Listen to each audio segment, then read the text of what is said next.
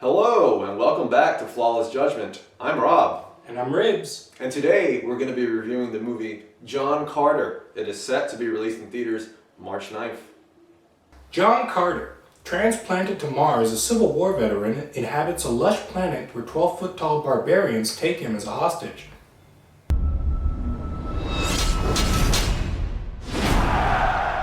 Who is that? Our world is under attack, John Carter. That don't look like a fair fight. And Earth is next. Will you stay, fight for us? Get on.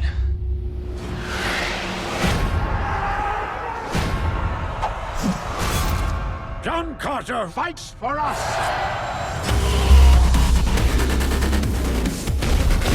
Soon we will seal the fate of this world. This might get dangerous. So John Carter, a long development process to get this to the screen. They talk about how a lot of movies have ripped this off over the 100 years since 1913, I think, when it was written. I really think they should have kept this one in development. It just doesn't work for me. I'm sorry. It costs too much money to make, and you don't see any soul like in the Star Wars franchise or the Avatar. You don't not including the prequels of Star Wars, but the original trilogy. I just felt I just didn't care. I was like watching the movie. I was really anticipating it when I saw the trailer a couple months ago, and I was like, oh man, this is gonna be good. And then when I saw it, I'm like, I just don't care about this movie. I'm sorry. It was a $250 million budget, I think it was. Yeah. Quite a big budget for this, and to be released in March. I don't know if it's going to make it back. As far as the film, I can say, it was an entertaining film, but I think it was weak in a lot of places as far as, I think the special effects could have been a little bit better. I think this guy, the actor, Taylor Kitsch. Yeah, that plays John Carter, could have been recasted. I don't think he was the best choice for that. Yeah. You can predict what's going to happen in the film. It was nice when you go to Mars and you see the creatures. That was unique. The but Tharks. A lot of the the Tharks. Also, a lot of the dialogue in this film, I think, falls flat. They tried too much for the comedy instead of I wanted it to be taken more seriously. This kind of film where it's a sci-fi. Mm-hmm. But there wasn't nothing impressive of this film. I think overall it just felt like kind of like a Walt Disney. Yeah. Just took this out of the butt. Yeah. And just shit it out. I mean, there was an actor who played the father of Deja Thoris or whatever, that he wanted her to get married. And what's interesting is, since we saw this at a screening, I think a couple days later I watched There Will Be Blood. And in this one, it just feels like they went out to a location that kind of looked like a Mars in America. And it was just like, you go, or well... Barsoom, like how they call it. Yeah, Barsoom, yeah. And it just Yeah. didn't captivate, I think they should have revised the script a little more, overall. They did it for years. I think it went on. It's only a 2-hour film, and it feels like it went on too long. Almost like when you think it was going to end, it kept on going. The story is very thin. We've seen that kind of formula before. I think this just took too much of a formulaic route rather than being original, So. Yeah. Well, now we're going to go ahead and narrow down some categories, and we're going to say what part of those categories we think is strong and what part we think is weak.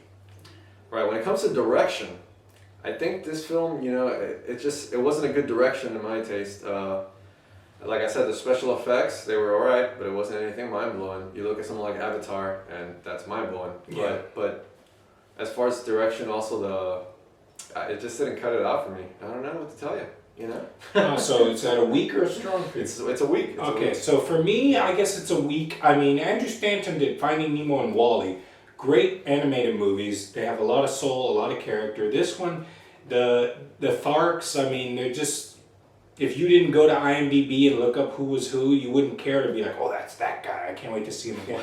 So I know that's not against direction. I think the problem is he just got everything together, but it just didn't come together story-wise. Yeah. So direction was weak. As far as story, once again weak. This screenplay overall needed to be rewritten, I think, and the story it's extremely weak. I think they could have taken a different route. It's so formulaic. It's you know what exactly by looking at this film what John Carter's trying to do, who he meets, who he's gonna end up with, and who he has to attack, and the idea overall, I think it just falls flat. I've seen this stuff before, right? Yeah, for story, definitely weak. I mean, it came from these novels that everybody stole from, but you know, this script was just weak. It felt like they had to get some kind of movie going, and it just, I didn't care about anything in the story. I was like, okay, so Barsoom is in trouble, big deal, who cares, you know? Yeah. Well, as far as the acting, you know, it's just okay acting. It's just okay acting. When I look at the actors, I see passable acting. I think John Carter was a miscast, in the middle of the road here as far as acting, but I think that, once again, the acting here is weak. I thought the acting was okay by the princess, because you wouldn't know her as like a, you know, in the pulp novel she was much more sexier and everything was about sex with her, and that every man wanted her, desired her. In this one it was like a good warrior. So, but ultimately, aside from her, the acting and everything was weak. You know. Yeah, Willem Dafoe does the voice of one of the Tarkus. Yeah, one of the creatures, one of the aliens. Yeah, you wouldn't even care. You wouldn't even know, or if you didn't look that up. As far as music, I don't even really remember the music, to tell you the truth. I don't know what to...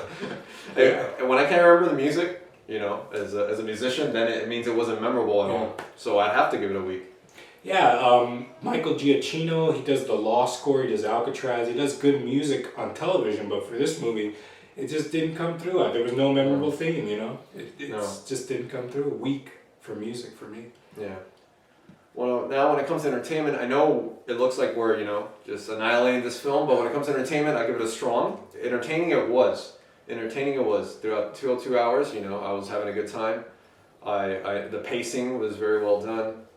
I thought it could have ended a little earlier. There's a decent amount of action, you know, and there's some comedic moments. There are laugh out loud moments. So overall, I had a good time with this film. It's just in technical aspects there was problems. But I'll give it a strong. Yeah, for entertainment, I love Woola, the dog, the big, the space creature dog. He was entertaining. That was one of the best parts of the movie. He's one of the best things in the movie. The fact he runs so fast everywhere, it's so hilarious, and he gets everywhere.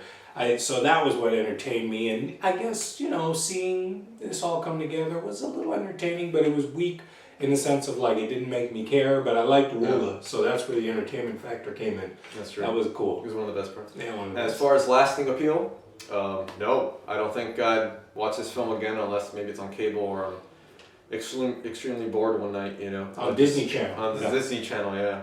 It was this PG or PG-13? I think it's PG-13. They even have blue blood. They had to. Yeah.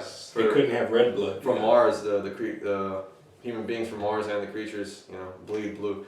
But lasting appeal, no, I don't think this is a movie to buy on DVD.